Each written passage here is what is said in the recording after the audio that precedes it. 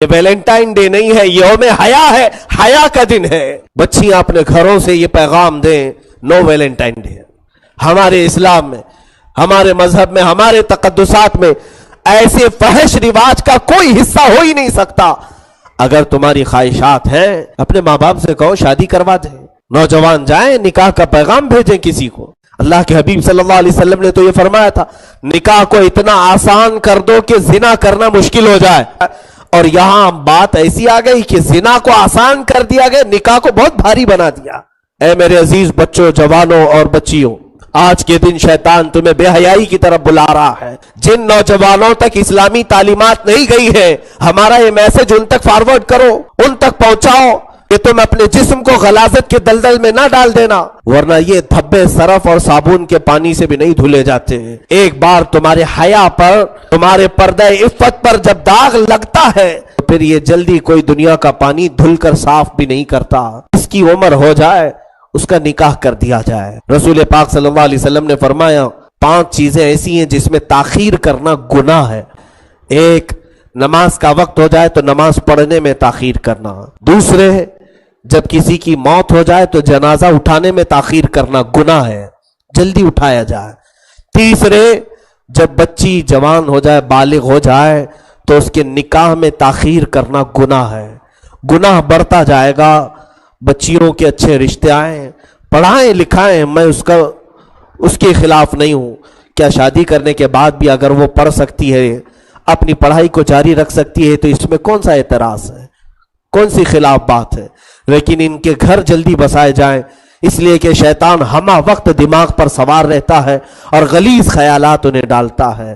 اسی طرح نوجوان لوگوں سے بھی، اور جو بڑے لوگ ہیں، یہ نکاح کو آسان بنائیں، نکاح کو آسان کریں۔ آج کے دن میں سب سے یہی گزارش کروں گا، بچوں سے، بچیوں سے، اس برے رسم و رواج کا کلی طور پر بائیکاٹ کریں۔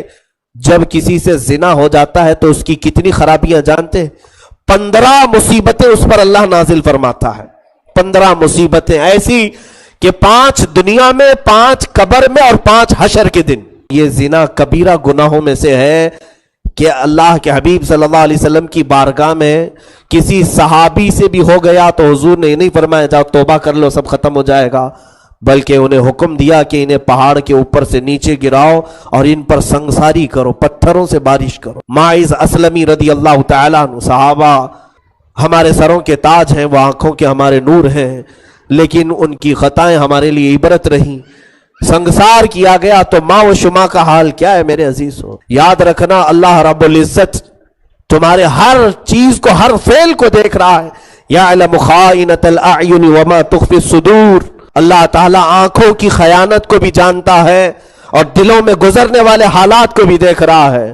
وہ بچے اور بچیاں جو اپنے گھروں سے ماں باپ کو بول کر گئیں کہ آج کالج ہے، ہمارے کلاسز ہیں، فلاں جگہ جانا ہے، ملنا ہے، اور پھر ماں باپ کو دھوکہ دے کر کے اگر اپنے معشوق اور اپنے محبوب کے ساتھ رنگ رلیاں منانے کی کوشش کر رہے ہیں، ہو سکتا ہے کہ تم نے اپنے ماں باپ کی آنکھوں کے پر دھول جھونک دیا ہو، تم نے اپنے بھائی بہنوں کو چھپ کر کے اپنے جسم کو غلیظ کر لیا ہو۔ یاد رکھنا جس خالق نے تمہیں پیدا کیا وہ ہر لمحہ تمہیں دیکھ رہا ہے، ہر آن تمہیں دیکھ رہا ہے۔ جس وقت تمہارا بدن آشکار ہوتا ہے اس وقت بھی رحمان تمہیں دیکھ رہا ہے۔ بلکہ یہ فرمایا گیا ہے کہ جب ایک نوجوان جوڑا بغیر نکاح کے ایک دوسرے کے جسم کے قریب ہوتے ہیں، فرماتے میرے آقا صلی اللہ علیہ وسلم اہتز العرش، اللہ کا عرش ہلنے لگ جاتا ہے۔ اہتز عرش الرحمن، رحمان کا عرش اس وقت ہل جاتا ہے۔ یہ اتنا بڑا پاپ ہے، یہ اتنا بڑا گناہ ہے۔ میرے عزیزوں، آج لوگ کیا سمجھتے ہیں کہ سب کرنے کے بعد رو رو کر کے یہاں آئیں اور سب دھل لیں۔ یاد رکھنا اگر اسی حالت میں تمہاری موت ہوئی، کیونکہ میرے آقا فرماتے ہیں زنا کرنے کے وقت ایمان اٹھا لیا جاتا ہے، ایمان اٹھا لیا جاتا ہے۔